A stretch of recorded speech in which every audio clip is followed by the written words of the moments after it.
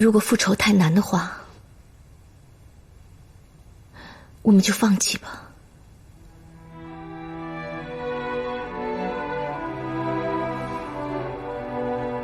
或许我可以像没有来封命之前那样，找一个与世隔绝的地方，安稳地度过这一生。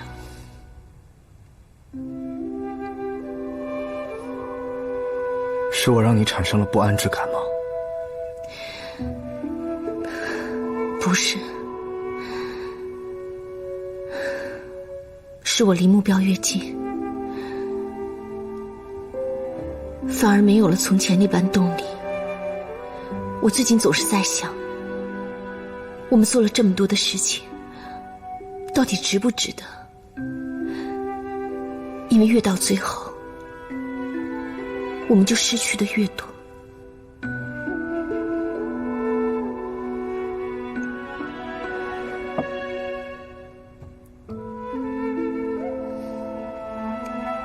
你放心，我一定会好好考虑这件事的，好吗？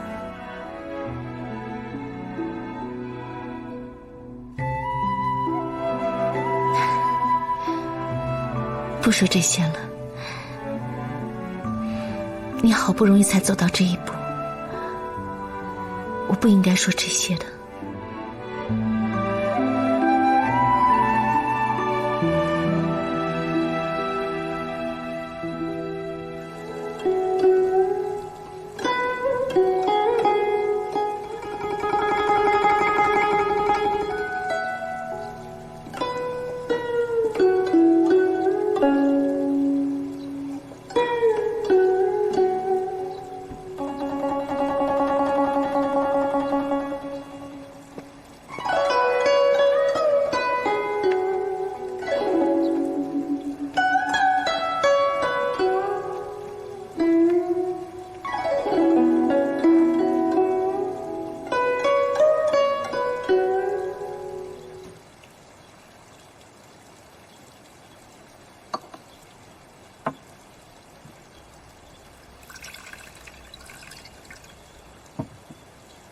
我就知道你一定会来。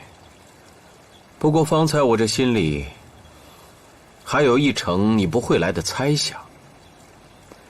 看来宗主对丁宁还是不够了解。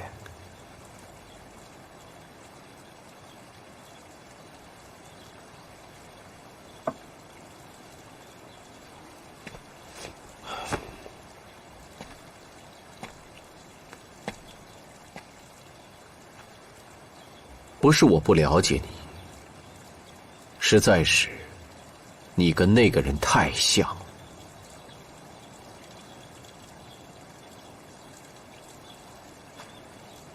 好了，你去吧，前面山洞的洞底就藏着续天神诀。不过我提醒你，这去的路途很长，而且还伴着置换的瘴气。如何置换？或轻或重。你应该还记得琉璃引你们上山时所奏的曲子吧？琴声如箭，直入心神。若心生杂念，则会导致元气大乱，神志尽丧，最后落得走火入魔。这置换瘴气的功效就犹如那琴声，不过琴声属于人为，还可以以功力抵抗。可这瘴气属于天然，极易进入体内，而导致心神大乱。难怪那些大人物都不愿意来此，原来是不敢直视自己内心的东西。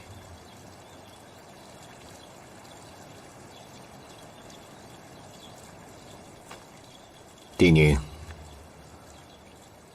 倘若你是个清心寡欲之人，我自然不会提醒你。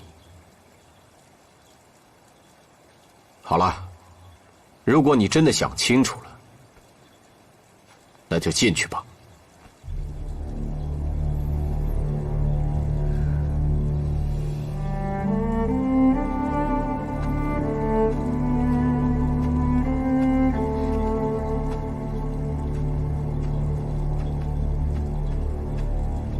丁宁，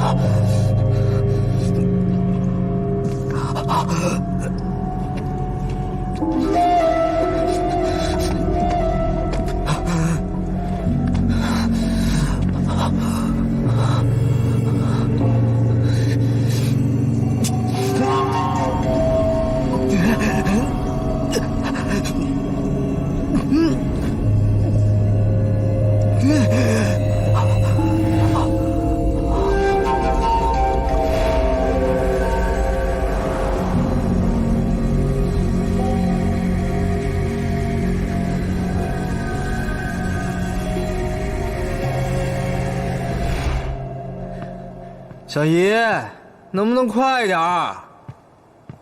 你们女人家就是磨叽。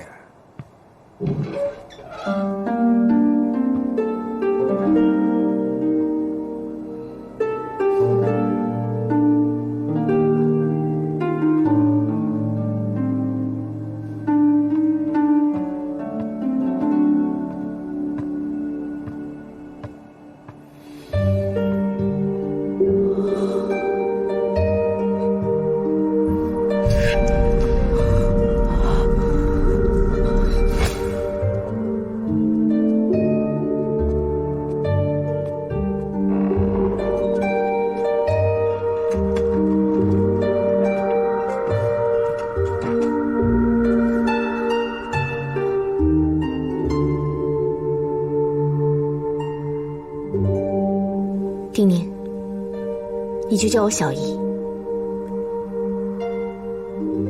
我们以后就要在这儿安家了。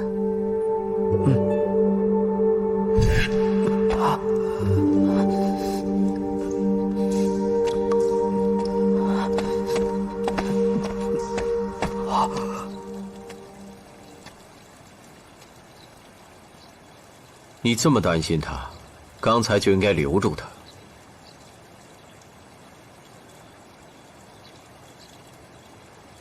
对了，这丁宁什么时候出现阳亢难返的？我认识他的时候便有了，想来是娘胎里带的隐疾吧。他真的会是梁静梦的传人？是，他可以说出梁静梦很多以前的事情。认识他这么久，唯一可以确定的就是，他就是九死残的传人。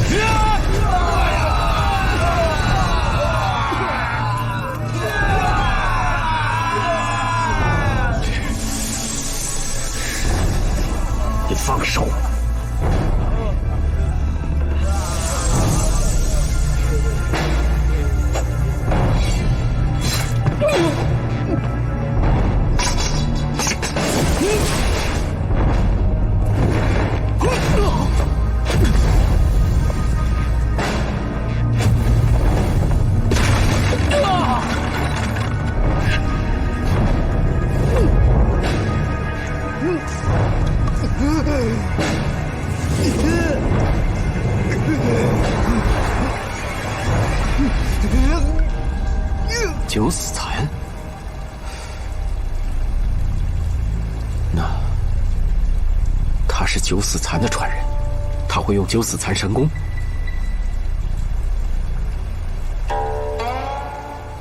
风鸣的送神书案，你可听说过？就是丁宁做的。可是我分明记得，这九死蚕不会有传人的。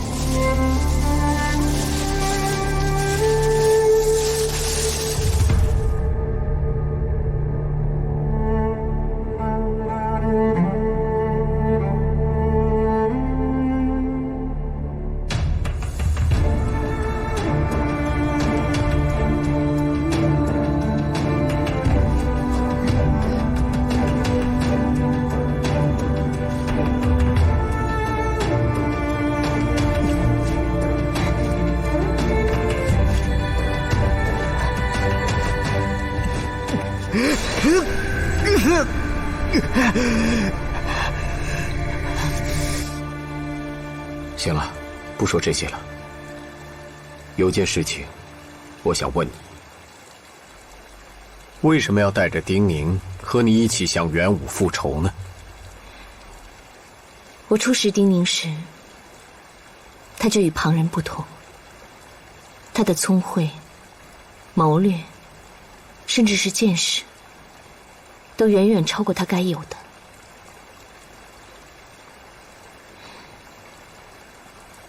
既然我选择把他带在身边，就注定这条路不会一帆风顺。我再问你一个问题：你们是什么时候决定向元武复仇的？从我们相识的那一日起，这条路就开始了。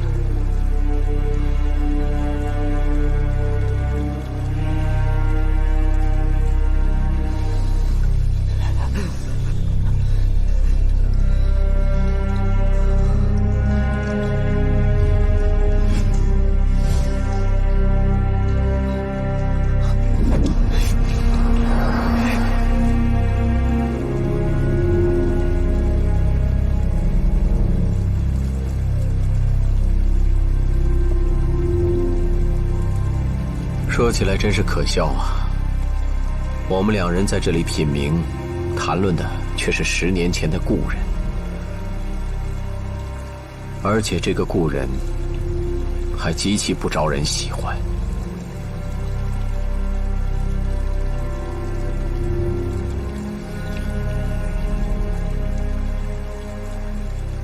当年一战，他被恒王所害。其实真正让他绝望，并且放弃抵抗的，是叶真的背叛。金王，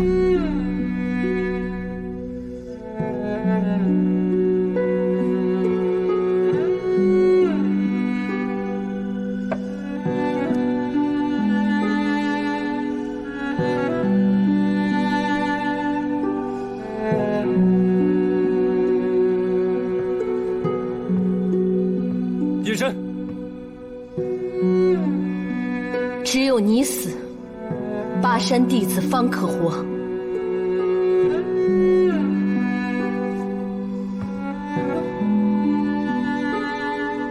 梁金梦，你对王上大不敬，你可知罪？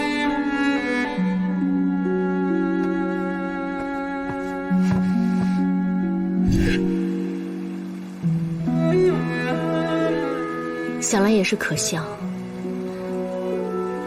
他还曾经视他为生命。如果他不轻信叶真，就不会遭到恒王的算计，而巴山剑场就不会覆灭。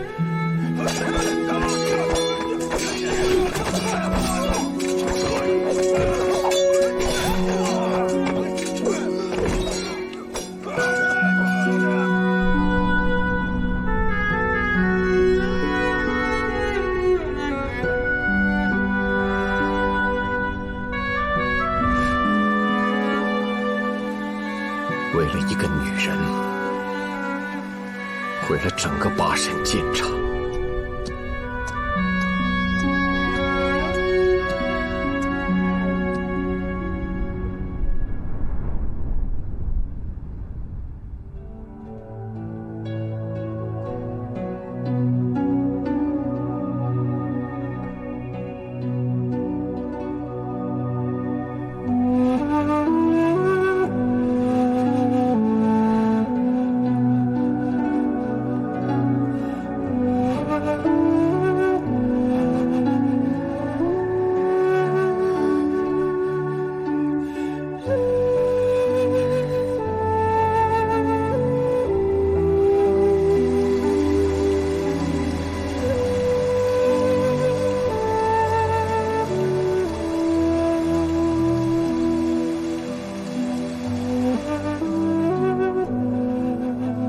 这样的德行，死不足惜。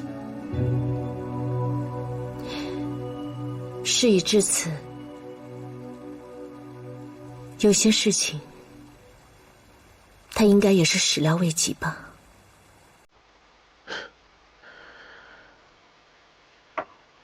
是他冥顽不灵罢了。我当时就提醒过他，叶真这个女人的身份有问题，可是他呢？他完全听不进去。叶真是什么人呢？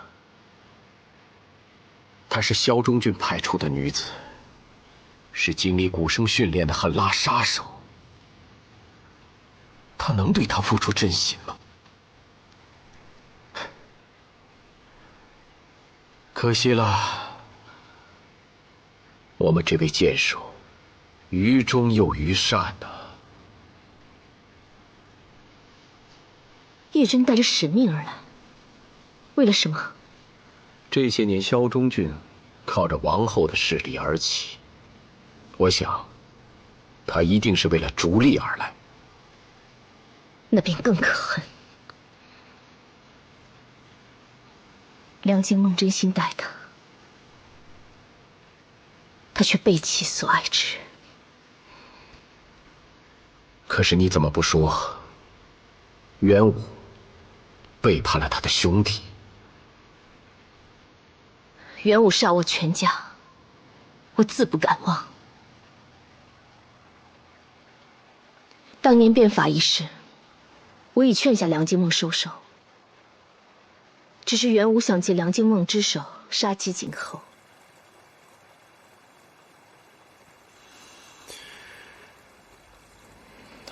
当年那些事情，恐怕早就已经分不清楚，到底是谁对谁错了。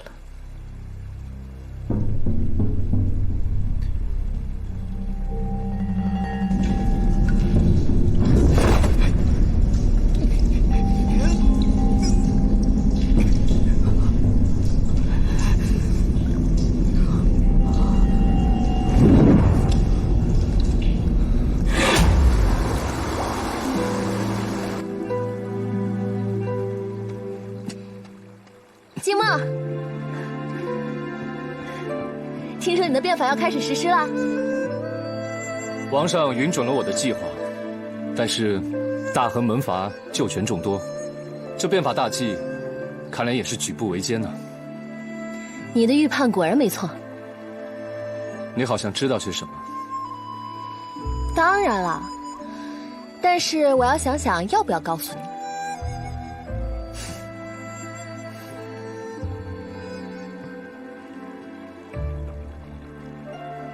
不要！你怎么这样啊？我知道消息以后，一刻不停地跑来告诉你。算。好，你说，我认真听。11侯联名弹劾巴山剑场，他们以公孙侯为首，以死相见，现在已经开始草拟文书了。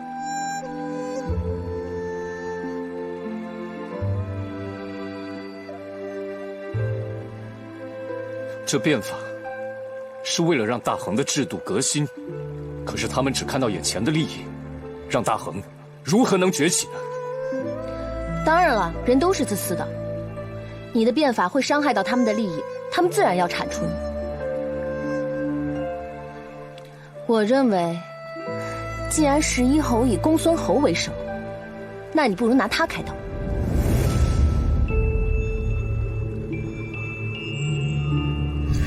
当真一点回转的余地都没有了吗？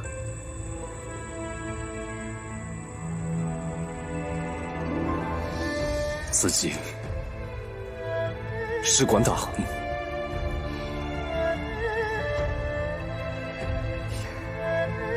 罢了，我知道你想要说什么。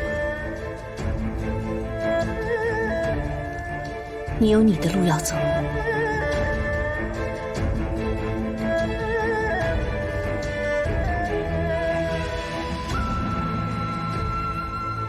你说过，不适合自己的剑，就不用留在身边。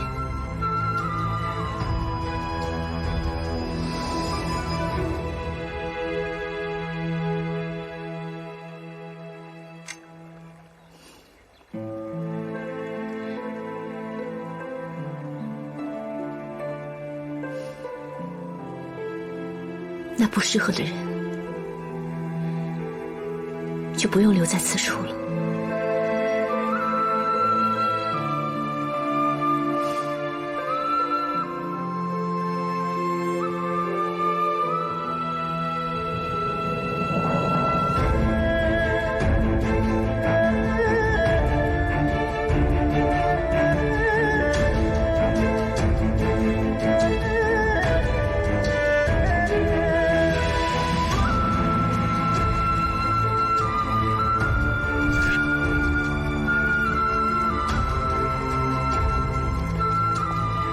围起来！慢着！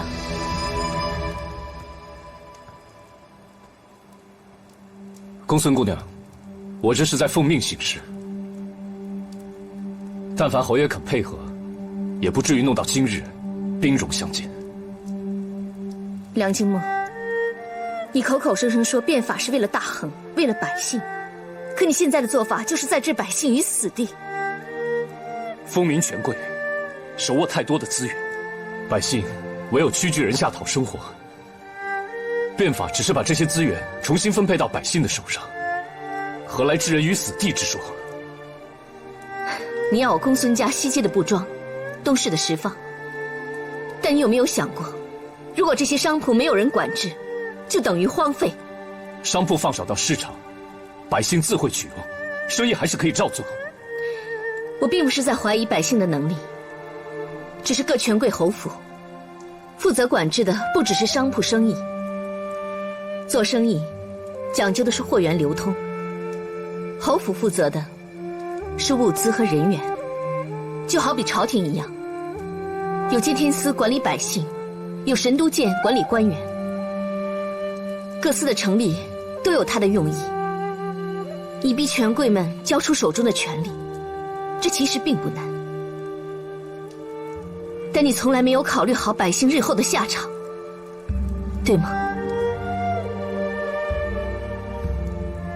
可是你又如何断定百姓无法管理这些营生呢？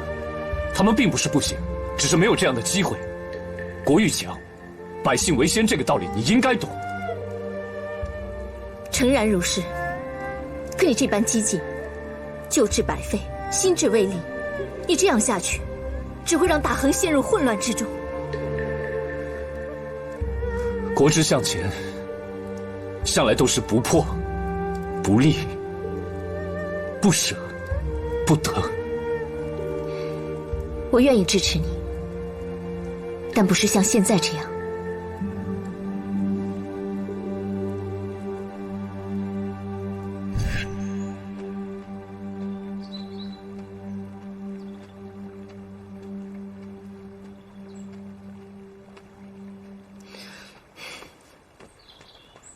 为什么撤兵？不是说好了从公孙侯府开刀的吗？我听到了一番不同的见解，或许我之前的想法有待修缮。是公孙乾选吗？是。他告诉我，生意在于流通，欲速则不达。若快刀斩乱麻，遭殃的会是百姓。他是公孙家的人，是旧制的受益者，他自然会这么说。我相信他，而且眼下，我们的确是太过激进了。你是相信他，还是喜欢他？你怎么会这样问？我跟他之间是清白的。我知道你教他练剑，我教很多人练剑，可曾九阳冥王剑的人只有他一个。公孙侯让我教他练剑，而且那把剑很适合他，仅此而已。金梦，你是个聪明人，我做这一切都是为了你。既然我知道计划有错，我怎么可以将错就错呢？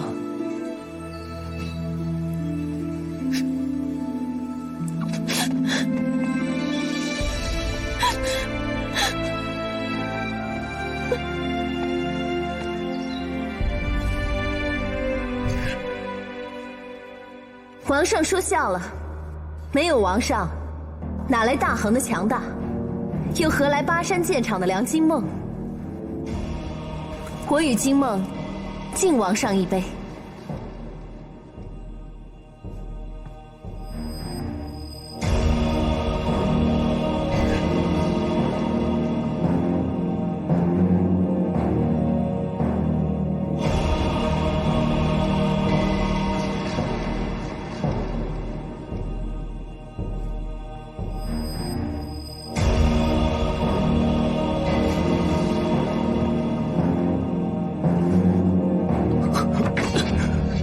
小令有毒！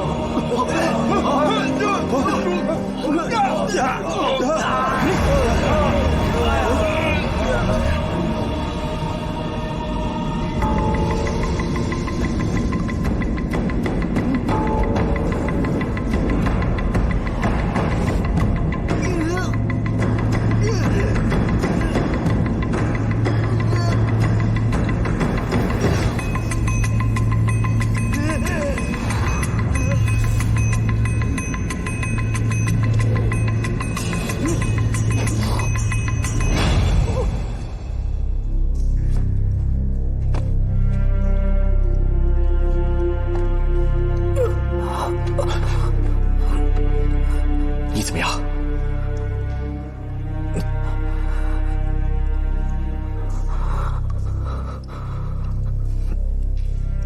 如果当时我听进了你的话，商家、公孙家，还有巴山剑场，都不会遭此变故。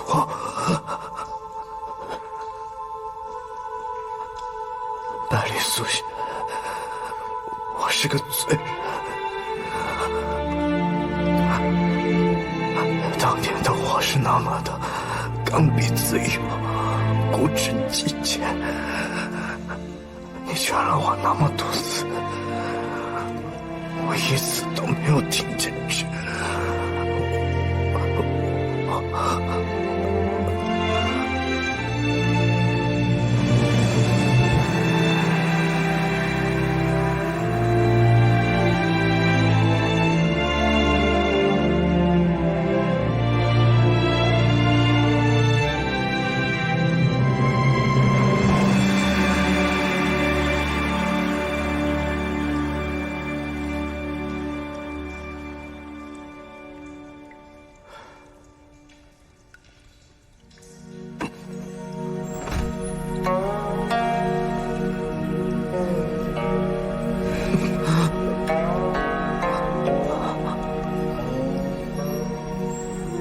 10万里的水，你喝了。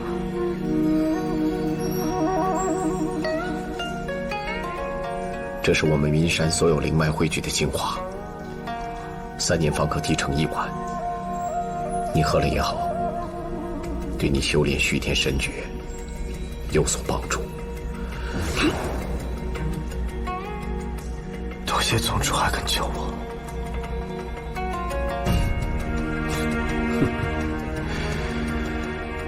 倘若是10年前，我肯定不会救你。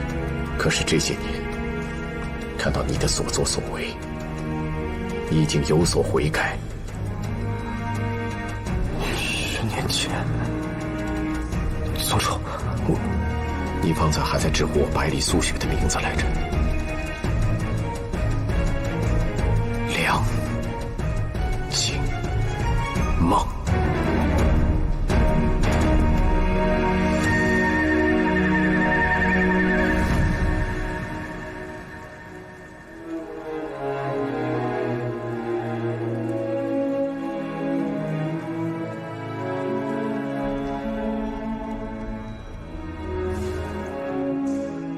年纪轻轻，却有这般见识。其实我早就应该猜测到，这世间哪有那么多天才，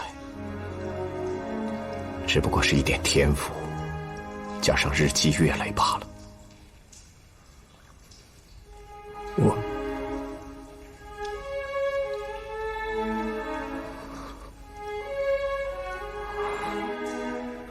我还有一事要麻烦你。千雪尚不知道我的身份，还望你。我明白你的意思。你不问我为什么？你们2个人之间，若是说破了，怕是无法像现在这般相处。过去的事情，何必要问个清楚？保持现在的状态，或许是个不错的选择。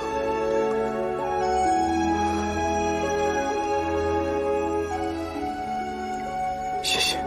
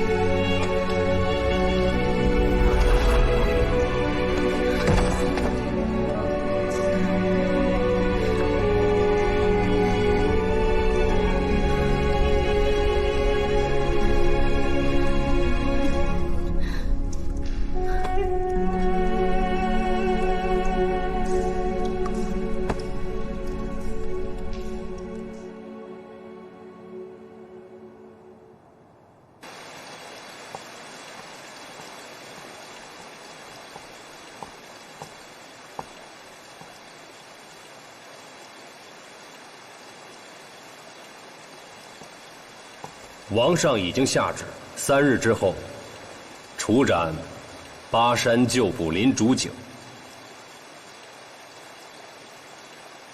这10年间，你不间断的求死，现在也算是得偿所愿。我不需要你来恭喜我，我只是觉得你到死都在被利用，有些可怜罢了。还不如早日说出孤山剑藏的下落，求个安生。虽然我现在的确很惨，但是我并不觉得自己可怜。现如今，元武和叶真用我来当诱饵，引他的传人出来，说与不说都不重要了。我答应，如果你提前交出孤山剑藏的秘密，我保证该来的人一个都不会来。是吗？看来我在这待了这么久，倒将你看走眼了。哼，你没看走眼，我依然是忠于一人做事。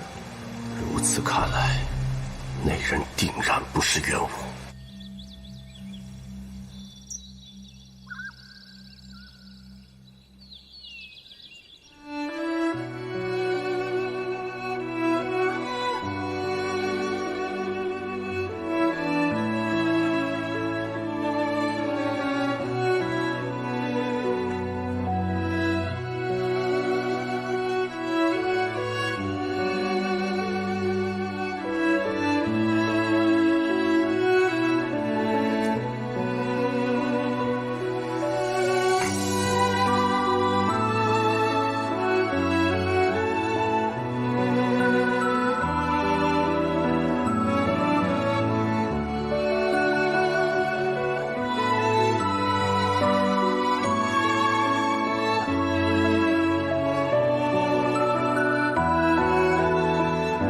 师父，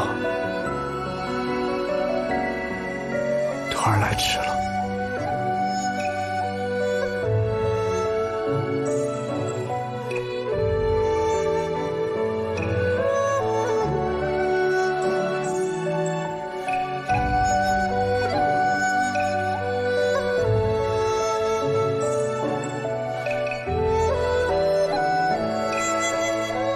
你的阳康之体似有好转呢。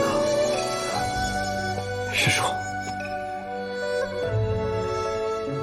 师兄他似乎早知弥善之行，凶多吉少。在临走之前，留下些东西，让我转交给你。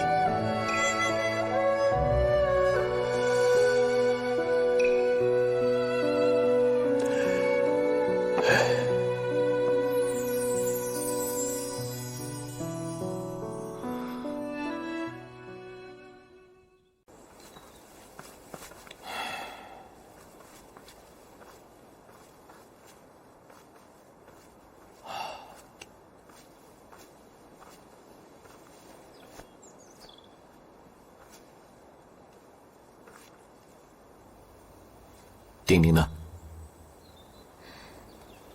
他想回白杨洞祭奠薛洞主了。对了，续天神诀真的可以治好他的阳康之体吗？其实他应该很清楚，这续天神诀只是一门内功，对于破境和修行根本没有什么帮助。但结合天地元气的辅助，对身体的修复倒是极强的功法。这一点我多年前就已经跟他说过了。你说丁宁？不是，我说的是梁惊梦。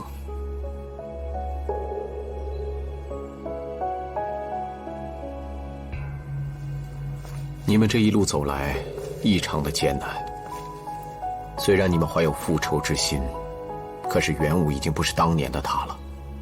你们想要找他复仇，恐怕要付出极大的代价。这么做真的值得吗？丁宁是与此事最无关的一个人，他都这样坚定，更何况我呢？当年巴山剑场那些江湖人，本可以肆意而活，但他们为恒浴血，毫无怨言。这样的义气，不应该被辱没。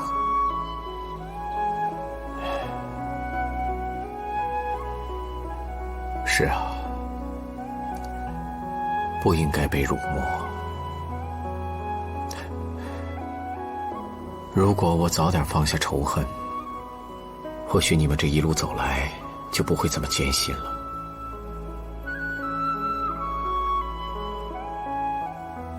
行了，你去找他吧。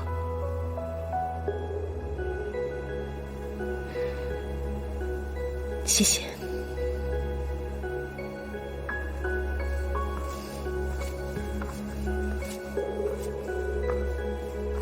这次不要再错过丁宁了。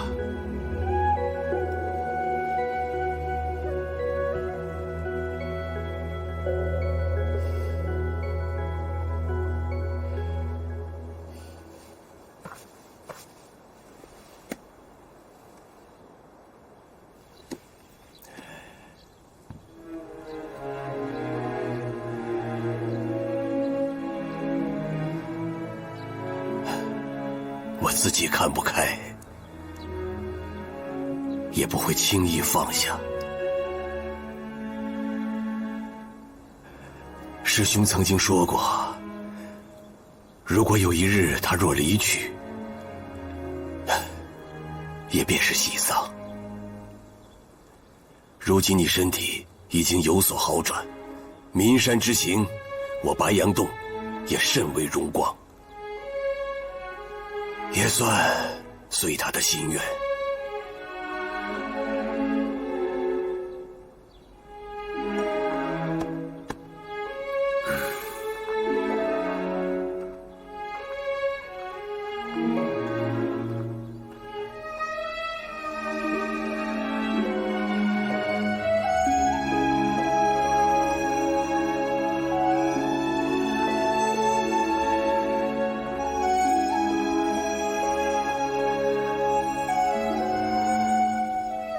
全部是缓解杨康的丹药。师父，您对我太没有信心了。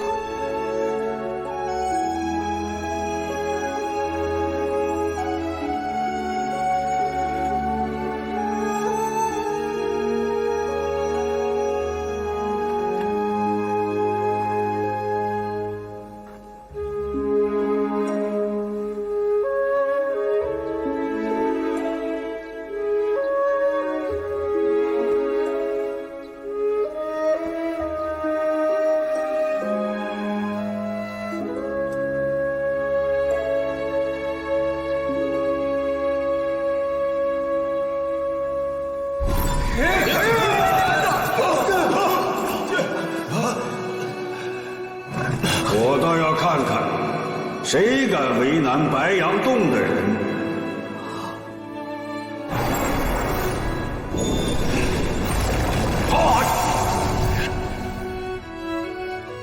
我很期待你在岷山剑会上的表现。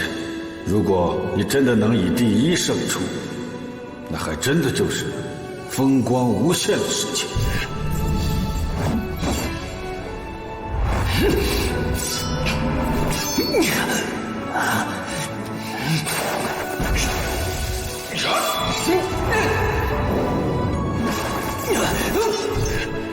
师父在上，丁宁在此以剑为师，必用手中之剑，屠尽令您修为至丧之人。啊，我们都好，都好。你小子什么时候攀上太子这个高枝了？您不满意啊？老脸甚是有光。丁宁，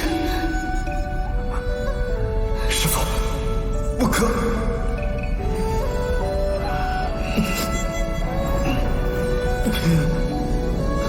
为师一副朽骨枯身，本来就时日无多，何必浪费这灵药呢？徒儿，为师救徒儿，理所应当。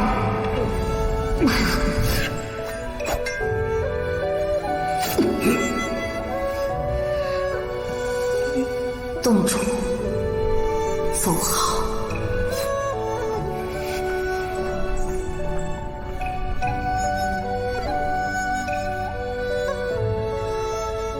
救我师父！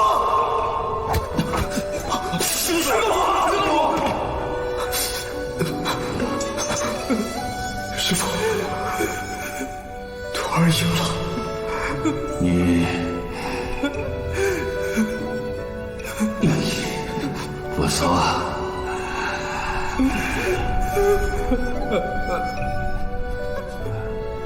为师要谢你，你给了为师此生最大的风光，要高兴，要高兴，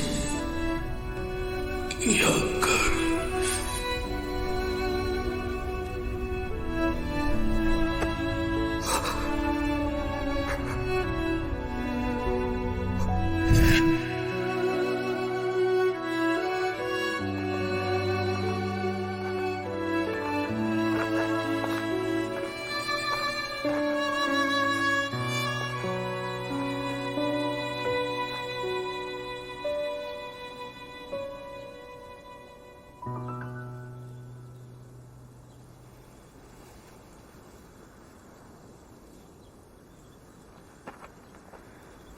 大师兄，我想替师父报仇。师兄知道谁是凶手？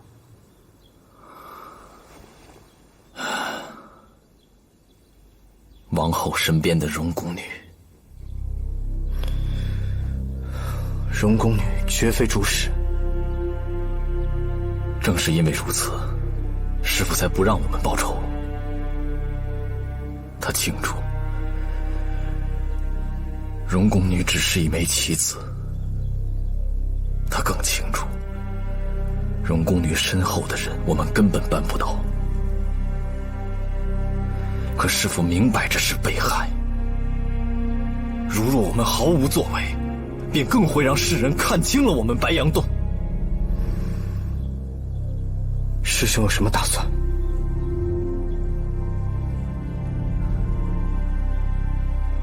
王宫我们进不去，可2日后，便是王上预定的建会封赏大典。届时王上王后都会出席，我要挑战荣宫女。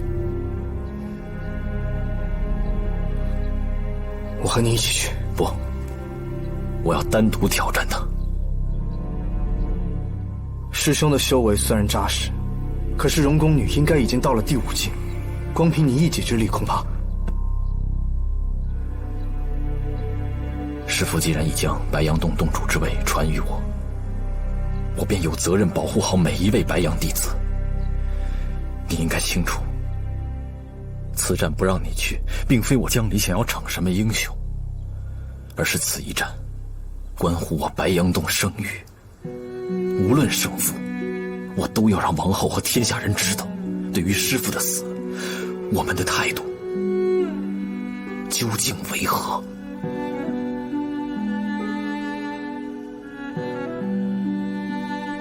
白羊洞对丁宁的恩情，丁宁此生难报。既然如此，丁宁定会保大师兄全身而退。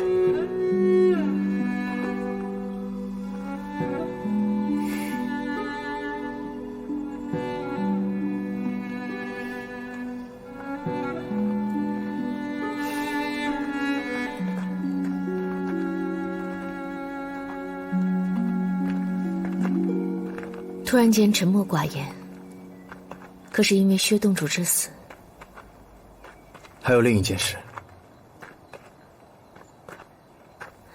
看来此事事关我的态度。如果我要找原子初帮忙，你会不会又觉得我在利用他？不过利用他罢了，我的态度不重要。不，以前我有很多的时间，我想和身边的人一起去做很多的事情，因为一切东西都在我的掌控之中。然而师父的死点醒了我，让我知道尚有很多事情是我无法算计的。我开始去改变曾经的自己，去珍惜身边的每一个人，哪怕只是他们的一个态度。而你的态度尤为重要。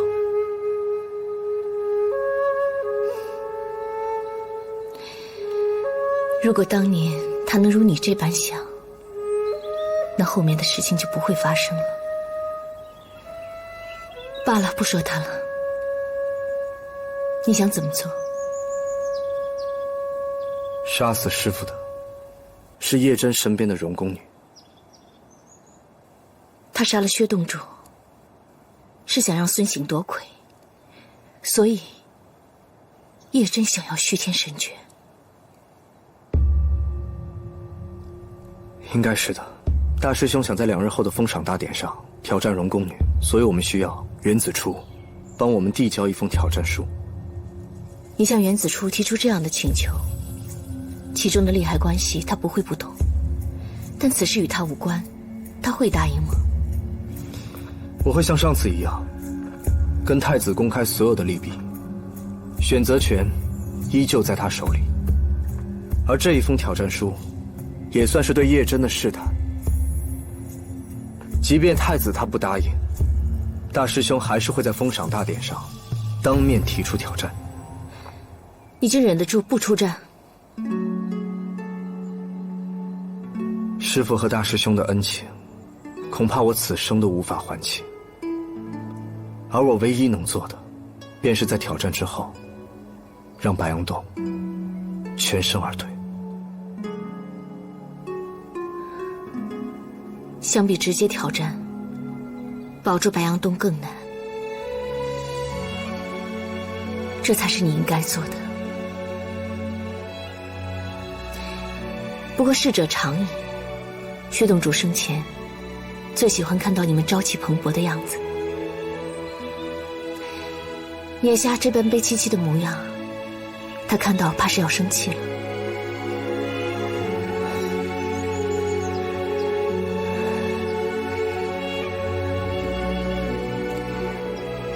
我们出来很久了，该回家了。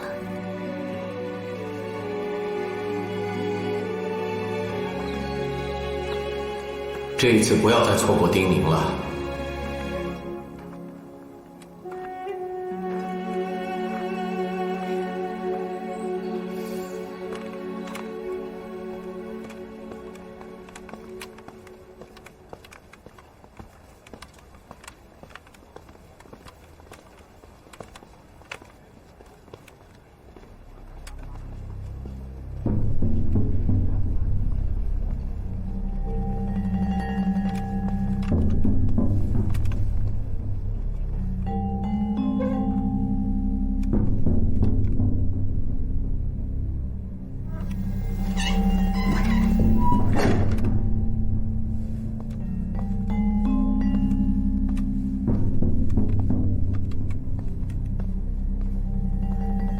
你怎么在这儿？是我叫你们来的，上有公孙小姐未到。为了什么？我们几个能聚在此，当然是为了孤山建造。你们果真把彼此手中的线索合并了吗？不错，我们已经达成一致，想让公孙姑娘与我们一起行动。若你能加入，便更好。虽说上次劫狱不成，但好歹也算驾轻就熟了。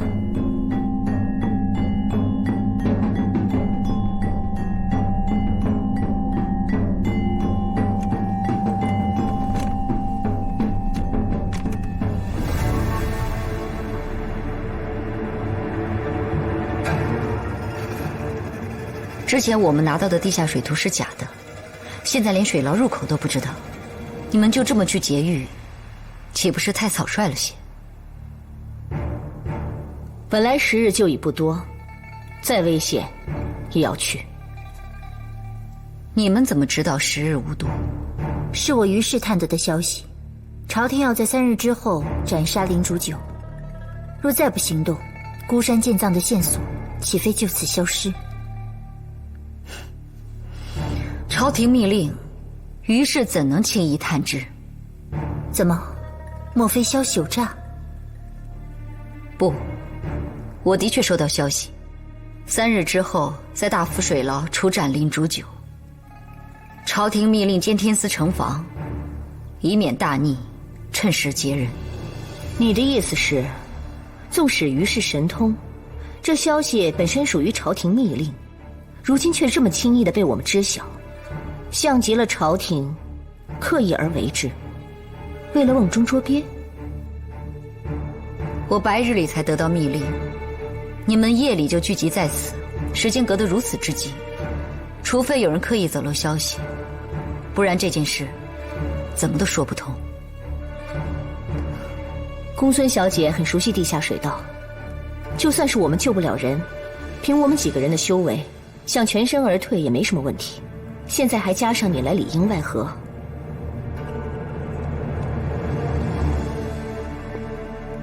好热闹啊！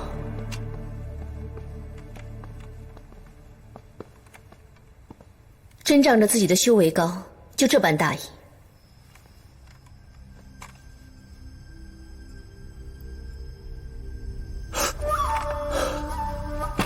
我去追。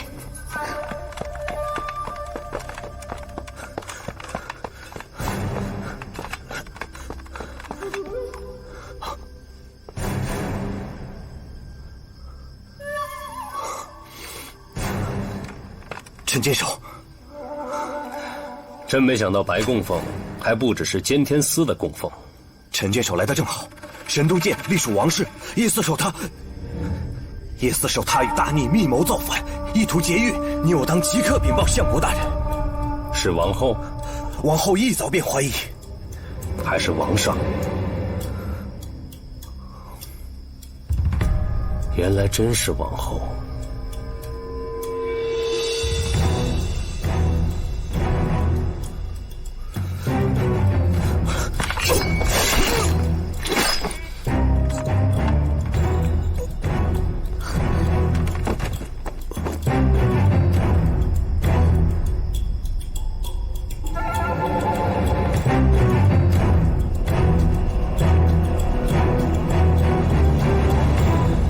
你怎么在这儿？我早就提醒过你了，身边被安插了眼线，叶真的人今夜跟踪你一路了，难道到现在才察觉吗？他是叶真的人，枉我还这么器重他。风鸣的人心果然都是冷的。你又跟踪我，你看你都找的什么人？去救林煮酒啊？你早就知道3日之后出斩林煮酒的事吧？神都监和监天司是同时收到消息的。你早就知道，为什么不早告诉我？你说的最后一件事情，就是去救林煮酒吗？我说了，我做完最后一件事，一定会离开风鸣。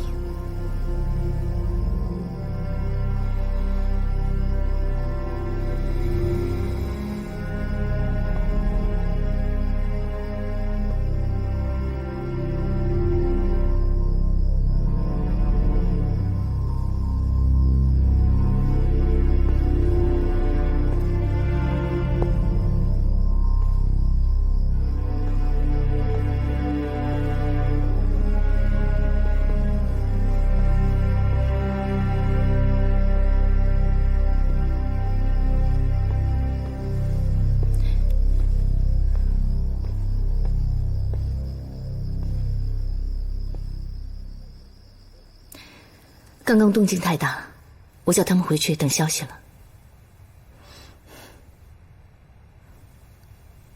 我有话对你说。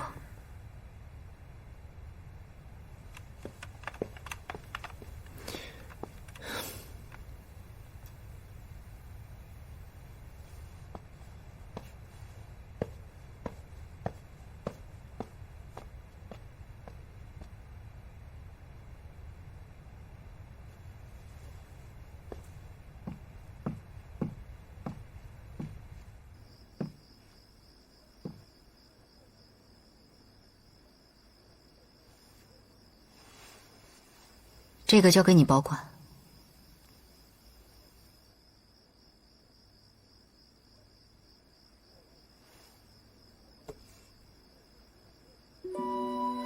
我要去做一件事，做完之后，我就离开风鸣。你要去帮白山水他们劫狱？大府水牢里的那个人，真的就这么重要吗？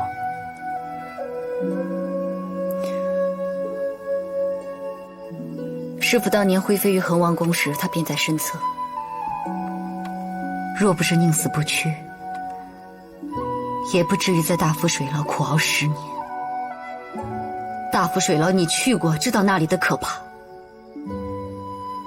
在外面的人尚且惴惴难安，更何况里头。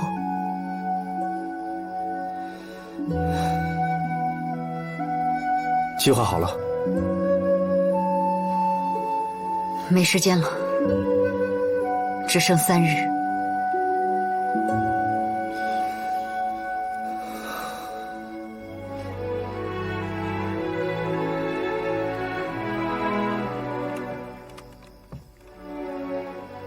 师父若是还在，也一定会救。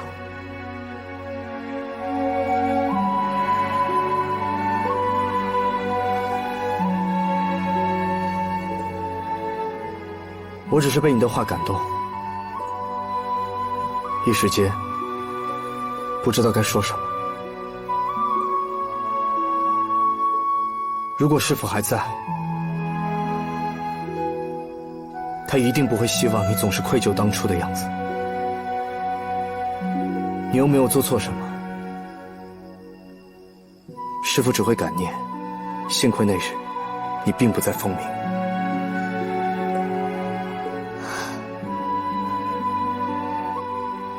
你只管保管好灵牌，好好修炼虚天神诀。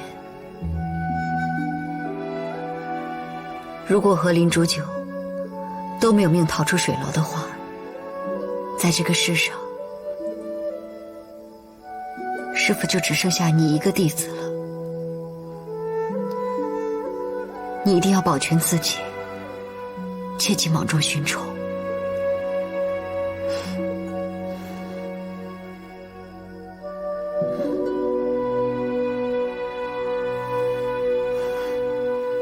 我走了。等一下，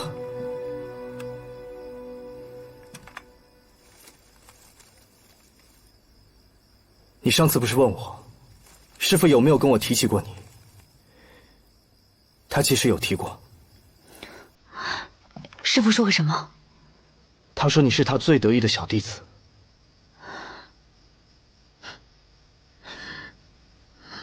他还说，秋水见遇水则刚，遇旱则弱。但是对于你来说，最重要的则是，旱时要小心，雨时则更需要谨慎。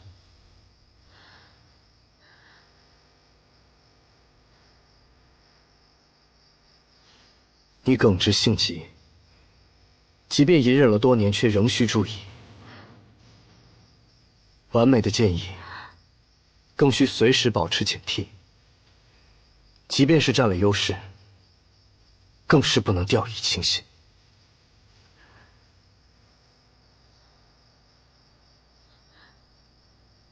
师父，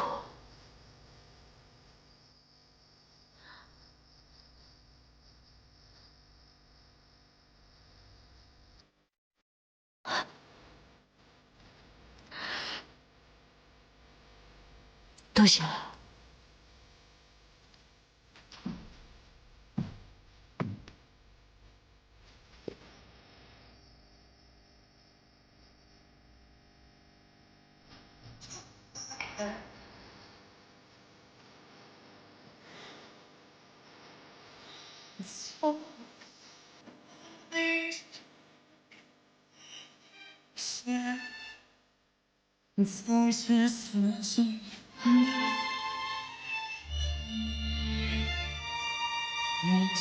你留下了痕迹。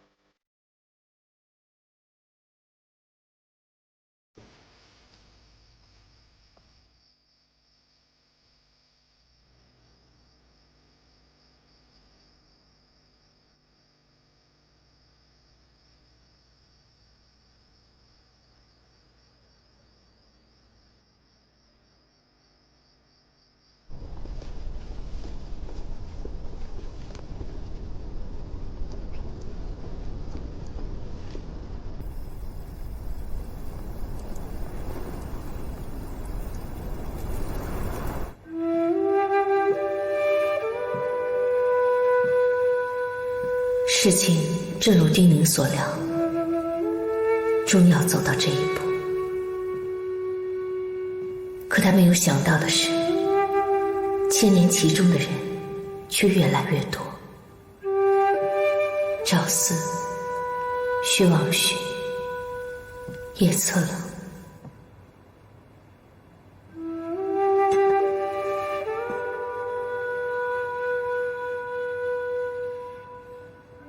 梁清梦，一个死了多年的人，今日仍然牵动着每个人的内心。到底我们所做的事情是错还是对？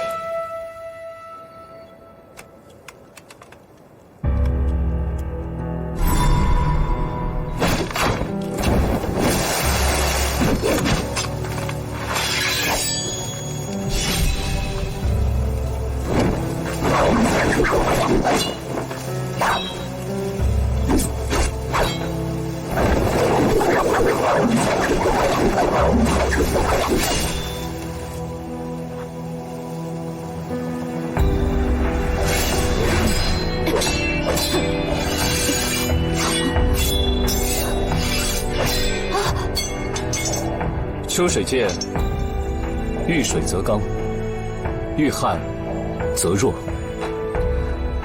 可是师父，每逢下雨之时，我就更难控制。遇水更需谨慎。师父，此生此念，唯有此法，报您一世情。唯愿来生再相见。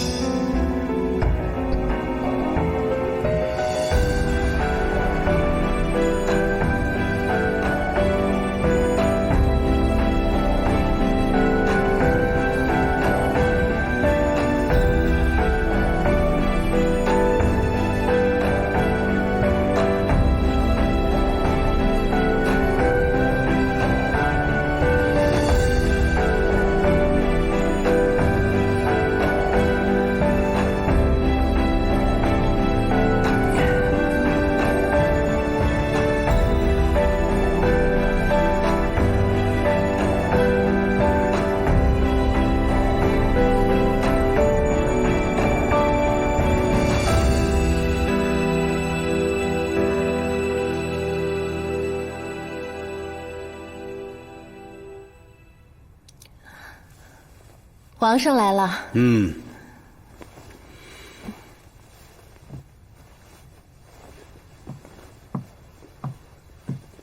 怎么样？昨夜歇息的可好？谢皇上关心。天冷了就应该盖厚的被子。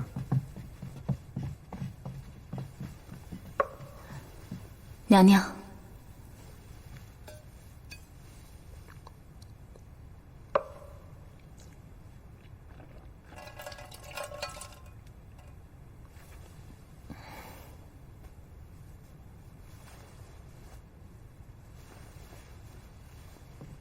臣妾近几日闭关，还没来得及过问。皇上10年没去名山，不知与那百里素雪谈得如何？寡人与他一向是话不投机啊，而且朝廷跟他约定了不干涉民山，寡人去就是走走过场而已。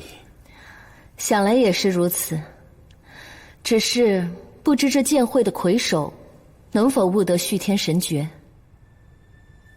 王后对续天神诀感兴趣，听闻那神诀能助人到达8境，任谁都会好奇吧。我知道了。王后，你是想破入8境？王上已到达8境，臣妾自然要紧跟。到达8境启天，方能久境长生。臣妾要与王上做最长久的夫妻。你担心自己年华逝去，寡人会弃你于不顾。王上成了永生王，臣妾自然要做永生后才能常伴王上左右。所以当初你劝寡人要提前见会，为的就是急于拿到续天神诀，对吗？臣妾的提议都是为了大衡。不过王上这样问，的确，臣妾也存了这样的私心。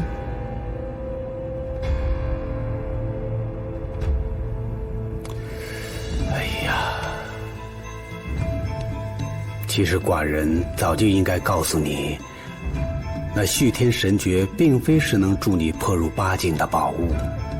想当初寡人与百里素雪约定不干涉岷山剑宗之时，就已经知道，那只不过是一个修身的功法而已。而且想要得到它，必须要历经心魔瘴气的洗炼啊！连百里素雪都不愿意修行，如何能帮助王后破入8境啊？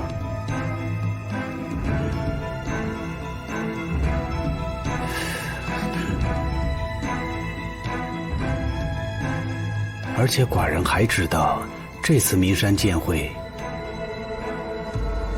薛望虚死了，可是你干的。臣妾不知。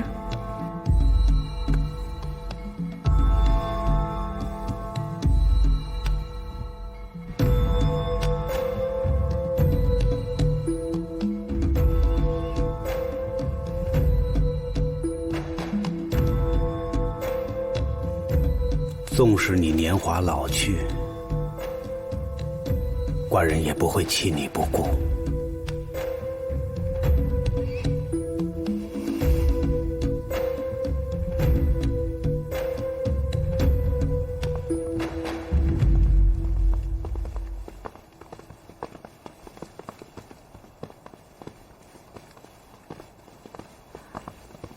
见过太子殿下。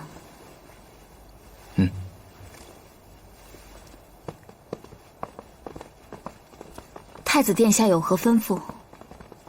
白杨洞的江离托把这封挑战书转交给你，江离邀你明日在岷山封赏大典上与他比武切磋。有劳殿下了。只不过奴婢与这江离素不相识，白杨洞也归属于青藤剑院，这种无名小儿妄想与殿下攀富贵，恐有失殿下身份。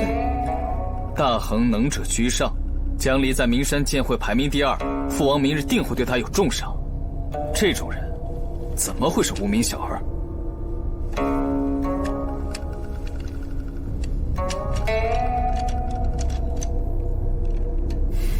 罢了，我也只不过是顺手转交，你退下吧。奴婢告退。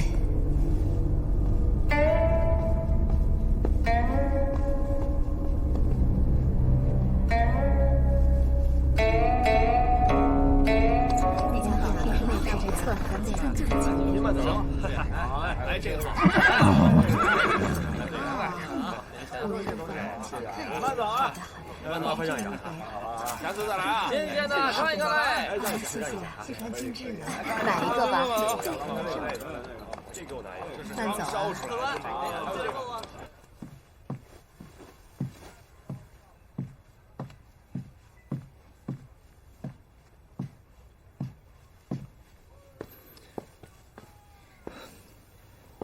好久没和你一起吃面了。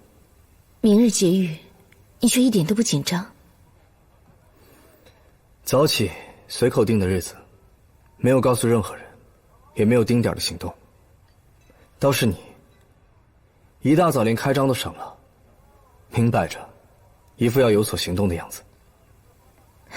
反正救了灵主酒之后，这里也开不得了。哎，干嘛去啊？开门迎客。明日之后，或许我们的身份都会暴露。关了便关了，也方便行动。救灵主酒只有一次机会，你确定是明日？明日的封赏大典，元武和叶真都会在，也是近期风鸣守备空虚之时。我只是有一些担心。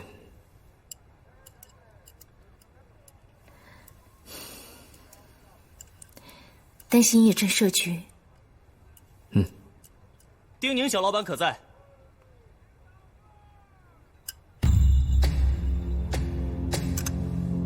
今日不开张营业，请改日再来吧。我家公子苏木有东西要转交给丁宁小老板。是太子。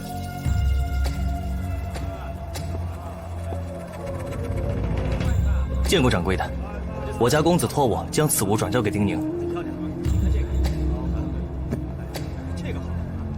包子，热乎包子。来看看吧。看一看，新鲜的看一看嘞。是的，看一看。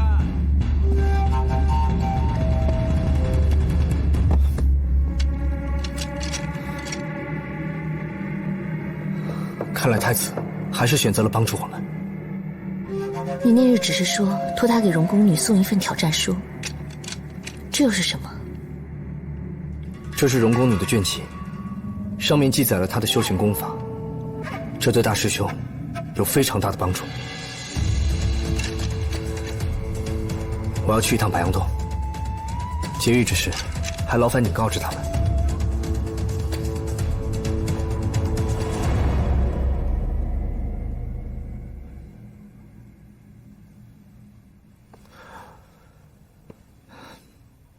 明日，我会尽可能的拖住元武和叶真的时间。不过这个消息透露的这么准确，朝堂一定会有所准备。元武逼问林主酒数十年未果，如今他是天下第一个破8境的宗师。以他的性子，得不到孤山剑藏，毁掉便是。这是一个死局。你说的我都记下了。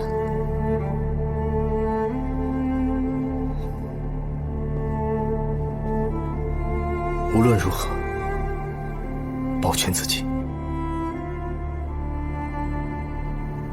你也是。